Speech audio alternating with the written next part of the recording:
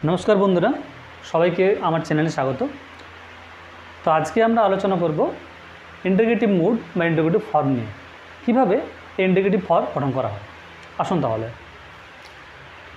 Number 1 rule होच्छे auxiliary verb, next subject, 3 number होच्छे main verb, 4 number object, 5 number other complement बा rest of the sentence, एरपर 6 number नियम होच्छे question mark. এই নিয়মগুলো ফলো করে আমরা কিন্তু একটা অ্যাফার্মেটিভ মুডকে বা অ্যাফার্মেটিভ ফর্মকে ইন্টিগ্রেটিভ ফর্মে পরিবর্তন করতে পারি। যদি সেটা প্রেজেন্ট ইনডেফিনিট টেন্স হয়ে থাকে তাহলে সেক্ষেত্রে অক্সিলারি ভার্বগুলো হবে আমাদের ডু অবলিক ডাজ, অর্থাৎ ডু কিংবা ডাজ যে কোনো একটা ব্যবহৃত হতে পারে। রিয়া কি কবিতা লেখে, তাহলে এটা আমরা কী করে করবো? প্রথমে নিয়ে নেব অক্সিলারি ভার্ব। তো অক্সিলারি ভার্ব এখানে কি বসবে, ডু না ডাজ? তাহলে দেখতে হবে আমাদের সেই জন্য আমাদের সাবজেক্ট কী আছে। দেখুন এখানে সাবজেক্ট আছে রিয়া। রিয়াটা হচ্ছে থার্ড পারসন এবং নাম্বার দিক থেকে সিঙ্গুলার নাম্বার। তাহলে আমরা জানি যে থার্ড পারসন সিঙ্গুলার নাম্বার কী বসে, ডাজ বসে। সেই জন্য এখানে আমাদের অক্সিলারি ভার্ব হিসেবে ডাজ বসলো। 1 নম্বর নিয়ম। 2 নম্বর নিয়ম কী হবে, এরপর হচ্ছে সাবজেক্ট বসবে। সাবজেক্ট কী আছে, রিয়া, তাহলে রিয়া। 3 নম্বর নিয়ম। 3 নম্বর নিয়মে কী আছে, এরপর ম্যান ভার্ব বসবে। ম্যান ভার্ব কী আছে, লেখা, লেখার ইংরেজি রাইট।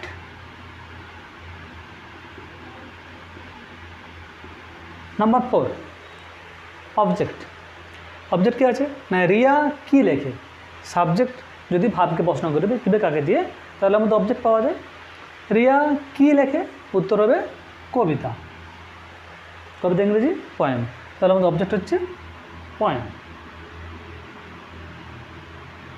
এরপর 5 নম্বর, মানে সাবজেক্ট ভার্ব অবজেক্ট বাদ দিয়ে যেটা থাকে সেটা হচ্ছে আদার কমপ্লিমেন্ট।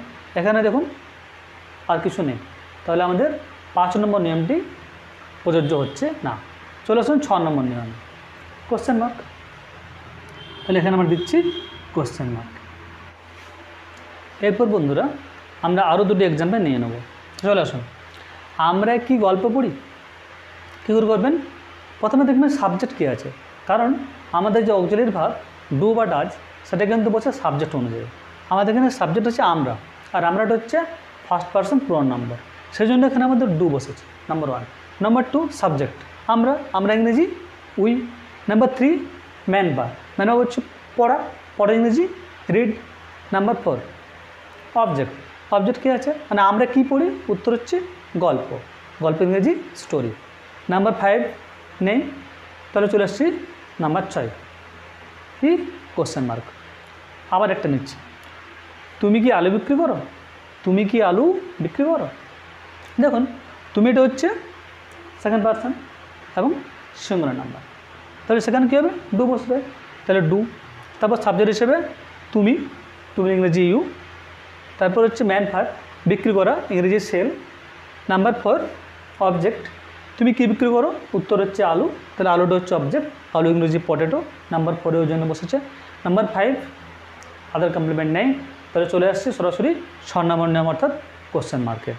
তাহলে তুমি কি আলু বিক্রি করো ইংরেজি হলো ডু ইউ সেল পটেটো।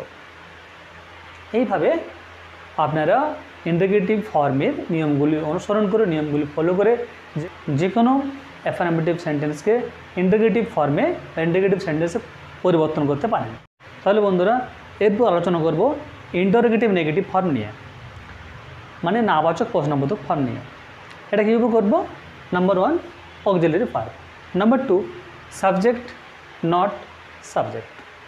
এর মানেটা কি আমাদের মনে রাখতে হবে, এখানে একটাই কথা মনে রাখতে হবে, যদি আমাদের সাবজেক্টটা প্রোনাউন হয় তাহলে নটটা সাবজেক্টে পরে বসবে। যদি সাবজেক্টটা আমাদের নাউন হয়, যদি সাবজেক্টটা আমাদের নাউন হয়, এখানে যদি সাবজেক্টটা আমাদের নাউন হয় তাহলে নটটা সাবজেক্টটা আগে বসবে। যদি সাবজেক্টটা আমাদের প্রোনাউন হয়, প্রোনাউন হয়, তাহলে কী হবে, নটটা সাবজেক্টের পরে বসবে। ঠিক আছে, এটা আমাদের একটুখানি মনে রাখতে হবে। তারপর চলছে 3 নম্বর নিয়মে। 3 নম্বরে ম্যান ভার্ব, 4 নম্বর অবজেক্ট, 5 নম্বর হচ্ছে আদার কমপ্লিমেন্ট বা rest of the sentence, number 6 question mark. তাহলে আসল বন্ধুরা এক্সাম্পল নেওয়া যাক। প্রথম হচ্ছে তুমি কি ভাত খাও না, মানে এখানে জিজ্ঞাসা চিহ্ন আছে, আবার নাবাচকও আছে। কী করে করবেন? প্রথম অক্সিলারি ভার্ব, তো যেহেতু আমাদের সাবজেক্ট হচ্ছে সেকেন্ড পার্সন সিঙ্গুলার নাম্বার, তাহলে অক্সিলারি ভার্ব হিসেবে ডু বসবে। এরপর হচ্ছে আমাদের সাবজেক্ট ইউ। এরপর মনে রাখতে হবে 2 নম্বর যে নিয়মটা, সাবজেক্টটা নাউন না pronoun? You pronoun, personal pronoun, সেই জন্য কী হবে, ইউর পরে আমাদের নটটা বসবে। নাম্বার 3, এরপর আমাদের ম্যান ভার্ব অর্থাৎ খাওয়া, ইট, ইট বসবে। এরপর 4 নম্বর নিয়ম অবজেক্ট, অর্থাৎ তুমি কী খাও? ভাত, তাহলে ভাতের ইংরেজি হচ্ছে রাইস, তা রাইস বসছে। 5 নম্বর নিয়মটা আমাদের এরপর কাজে লাগছে না, সরাসরি 6 নম্বর নিয়ম কোশ্চেন মার্ক। 2 নম্বর এক্সাম্পলটা হচ্ছে রাম কি ফুটবল খেলে না? রাম কি ফুটবল খেলে না? দেখুন রামটা হচ্ছে থার্ড পার্সন সিঙ্গুলার নাম্বার, তাহলে সেই জন্য কী হবে, সেখানে ডাজ বসবে, বসেছে। এরপর এই রামটা হচ্ছে নাউন, দেখুন রামের আগে নটটা বসছে। এরপর 3 নম্বর নিয়ম, এটা 2 নম্বর নিয়ম ছিল। 3 নম্বর নিয়ম ম্যান ভার্ব প্লে, প্লে মানে খেলা। 4 নম্বর নিয়ম হচ্ছে অবজেক্ট, দেখুন এখানে রাম কি খেলে? ফুটবল, ফুটবল ইংরেজি ফুটবলে। 5 নম্বর নিয়ম আদার কমপ্লিমেন্ট নেই, তাহলে কী হবে, সরাসরি 6 নম্বর নিয়ম অর্থাৎ কোশ্চেন মার্ক বসছে। এইভাবে আপনারা ইন্টারোগেটিভ নেগেটিভ ফর্মের নিয়মগুলো ফলো করে বাড়িতে কিন্তু যে কোনো একটা অ্যাফার্মেটিভ সেন্টেন্সকে ইন্টারোগেটিভ নেগেটিভ ফর্মে পরিবর্তন করতে পারেন। যদি আমার ভিডিওগুলো আপনাদের ভালো লাগে তাহলে লাইক, কমেন্ট বা শেয়ার করতে ভুলবেন না।